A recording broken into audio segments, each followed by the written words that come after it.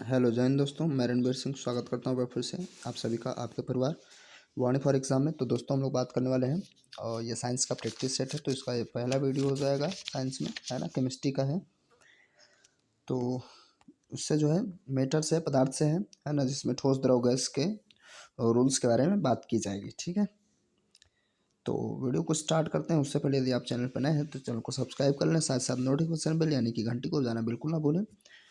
चलिए शुरू करते हैं। देखिए क्या है, इसको थोड़ा सा और छोटा करें जिससे दिख सके। तो नीचे लिखे नियम को पढ़िए और पहचानिए। एक ही तापमान और दाब की स्थिति के अंतर्गत सभी गैसों के आयतन में समान संख्या के अणु होते हैं। ये रूल्स किसका है? तो गैसीय नियम। तो ये जो है आवागाद्रो के रूल्स पे काम करता है। तो करेक्ट आंसर क्या हो जाएगा? दूसरा, है ना। चलिए, किसी कमरे के एक कोने में सेंट की खुली शीशी रख देने से उसकी खुशबू कमरे में सभी भागों में फैल जाती है। ऐसा किस कारण से होता है? तो यहाँ ध्यान से समझेंगे। यहाँ वाष्पीकरण और वाष्पन अलग अलग है। विसरण, ऊर्ध्वपातन। कौन सा कारण? ऊर्ध्वपातन से तो कोई लेना देना है ही नहीं। विसरण और इसमें इन दोनों तीनों में हमें ध्यान देना है। तो देखिए, इसमें जो विसरण का रूल होता है ना, उसकी वजह से, विसरण की वजह से पूरे कमरे में इत्र फैल जाएगी, ये नहीं होंगे। चलिए आगे बढ़ते हैं हम लोग। किसी गैस का आयतन स्थिर ताप पर 20% कम करने के लिए उसका दाब कितना प्रतिशत बढ़ाना होगा? तो इसका जो दाब बढ़ाना होगा उस 25%, इसको लगाएंगे तो सॉल्व हो जाएगा। समझ रहे हैं? इस टाइप का होगा। सॉल्व करेंगे तो यहाँ पे 100 होगा। 0 से 0, 2 चौकू 8 और 4 पंचे, सॉरी क्या होता है, 25 चौकू 100।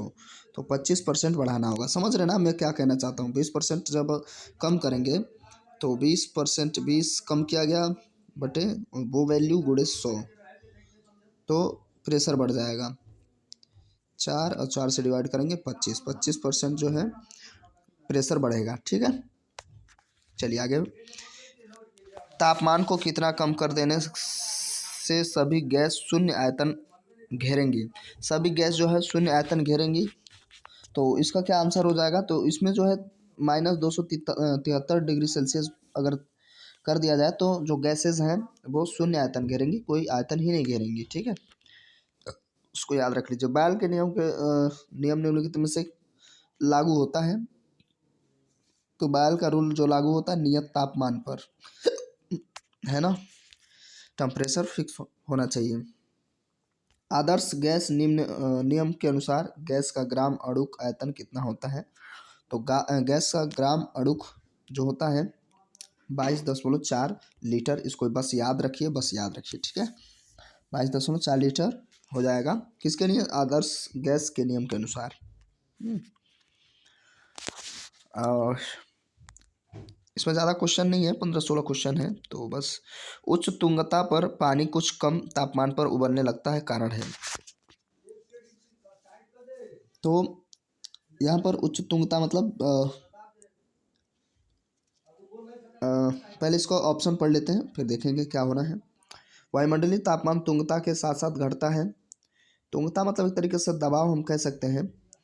ऊपर वायुमंडल में पृथ्वी की तुलना में कम जल वाष्प होता है। ऊपर वायुमंडलीय पृथ्वी की तुलना में अधिक जल वाष्प होता है। वायुमंडलीय दाब तुंगता के साथ साथ घटती है। इसका जो वायुमंडलीय दाब इसके साथ घटेगा तो करेक्ट आंसर यही होगा। इसको याद रख लीजिए। इसको भी कुछ कुछ चीज़ें इस टाइप की हैं। अभी देखिए, सल्फर डाइऑक्साइड और ऑक्सीजन की विसरण की दर का अनुपात क्या है? तो विसरण की दर का अनुपात निकाला गया है। तो इसमें कुछ करना है नहीं, है ना। सल्फर डाइऑक्साइड का अलग निकाल लिया गया है। सल्फर का 32 हो जाएगा। 32 गुणे 1, एक ही एटम है।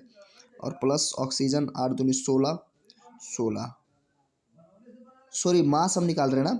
तो 16 दूनी 32 और 16 गुणे 2, तो 32, इसका 64 हो जाएगा।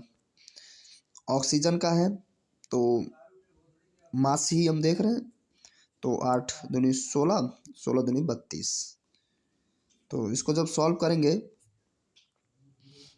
तो कितना आ जा रहा हमारा।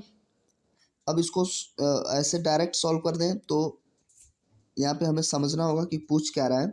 विसरण विसरण देखिए 3264 आ गया। इसमें सिर्फ अनुपात नहीं पूछा है, एटॉमिक भार का अनुपात पूछता तो हम लोग कर लेते, लेकिन यहाँ पे विसरण का पूछा है। तो विसरण के लिए फार्मूला होता है M2/M1 अंडर रूट में।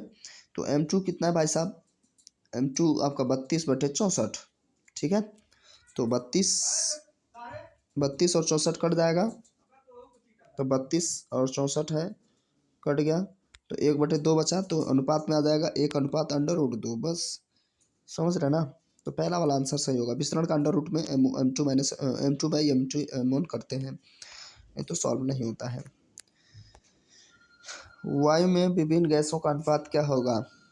वायु में विभिन्न गैसों का जो अनुपात होता है वो हमेशा कैसा होता है, अलग अलग स्थानों पर अलग अलग होगा, ठीक है। जैसे आप ऊपर की ओर बढ़ते जाएंगे तो वायु दाब कम होता जाता है, तो इसीलिए अनुपात कम होता जाएगा, बदलता जाएगा। कौन सा कथन गैसों पर लागू नहीं होता है, वह कौन सा ऐसा रूल है जो गैसों पर लागू नहीं होता है। तो इनके अणु पात्र के दीवार से टकराते हैं तथा दाब उत्पन्न करते हैं, नहीं पूछा है ना। तो इनके अणु आपस में टकराते हैं, तापमान बढ़ने से इनके अणु अधिक यादृच्छिक गति से घूमने लगते हैं। इनके अणु एक नियत विन्यास में अत्यंत निकट से बंधे होते हैं। तो बस यही जो है गलत है, बाकी सारे के सारे फॉलो कर रहे हैं, ठीक है। तो गलत वाला ही हमें चुनना था, तो करेक्ट आंसर चौथा हो जाएगा। आगे क्या पूछ रहा है, कौन सा नियम यह कहता है कि स्थिर तापमान पर गैस की नियत मात्रा का आयतन दबाव के व्युत्क्रमानुपाती होता है। तो वह कौन सा रूल है, तो हो जाएगा बॉयल का नियम। आमतौर पे काम करता है। बॉयल का नियम क्या हो जाता है, P/V = नियतांक, ठीक है, यही रूल ही है। तो ये बॉयल का नियम है, ठीक, याद रहेगा।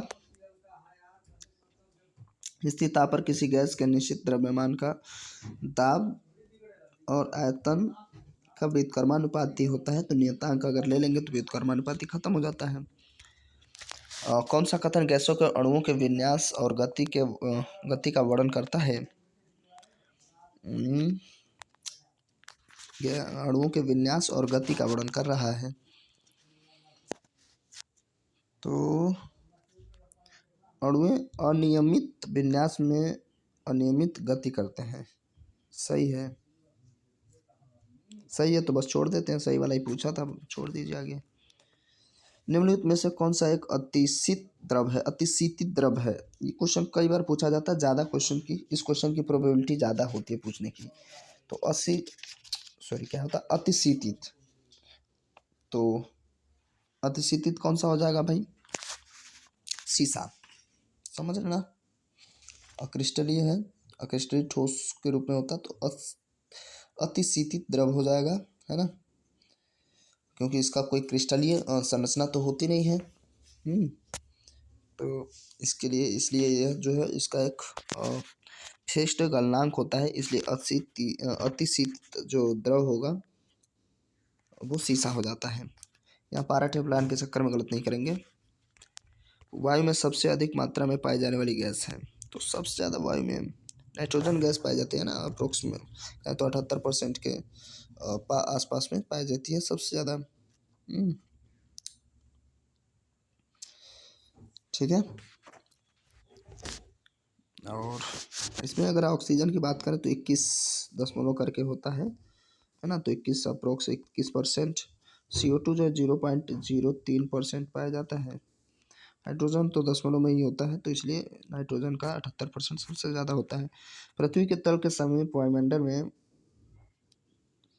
वायुमंडल में किस गैस की जो है 78% होती है, तो नाइट्रोजन ही होता है भाई।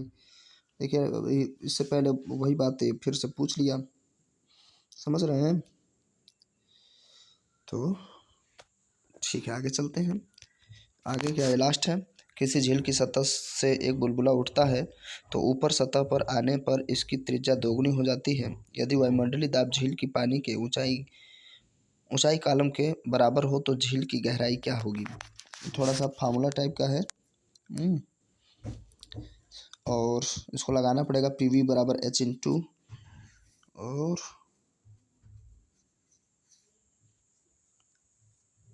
किसी झील की सतह से एक बुलबुला उठता है तो ऊपर सतह पर आने पर इसकी त्रिज्या दोगुनी होती है।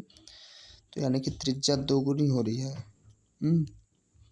तो वॉल्यूम पूछ रहा है तो आयतन क्या हो जाएगा, पहले एक था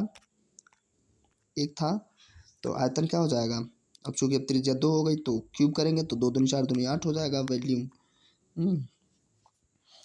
और यदि वायुमंडलीय दाब झील के पानी की ऊंचाई h ऊंचाई कॉलम के बराबर हो, तो h ऊंचाई के बराबर हो तो बायल का नियम लगाएंगे तो क्या हो जाएगा, PV बराबर H, और PV बराबर H जो हाइट है और कितना है 8, ये आयतन है, इसको अभी लिख सकते हैं साथ में।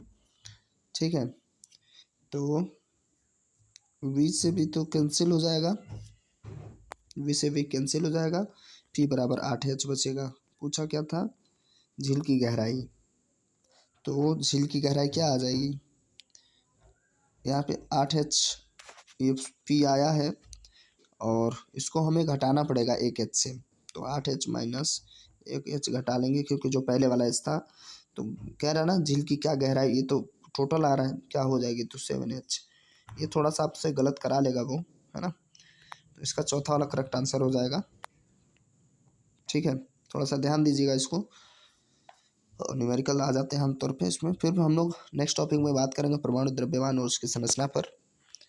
तो ठीक है, वीडियो कैसा लगा कमेंट करके ज़रूर बताएंगे। थोड़ा सा भी हेल्पफुल लगा हो तो वीडियो को लाइक करिए और दोस्तों साथ शेयर करिए ज़्यादा से ज़्यादा। चैनल को सब्सक्राइब नहीं किया तो कर लीजिए, साथ साथ नोटिफिकेशन बेल यानी घंटे को जाना बिल्कुल ना भूलें। चलिए मिलते हैं, तब तक के लिए नमस्कार, जय हिंद, जय भारत।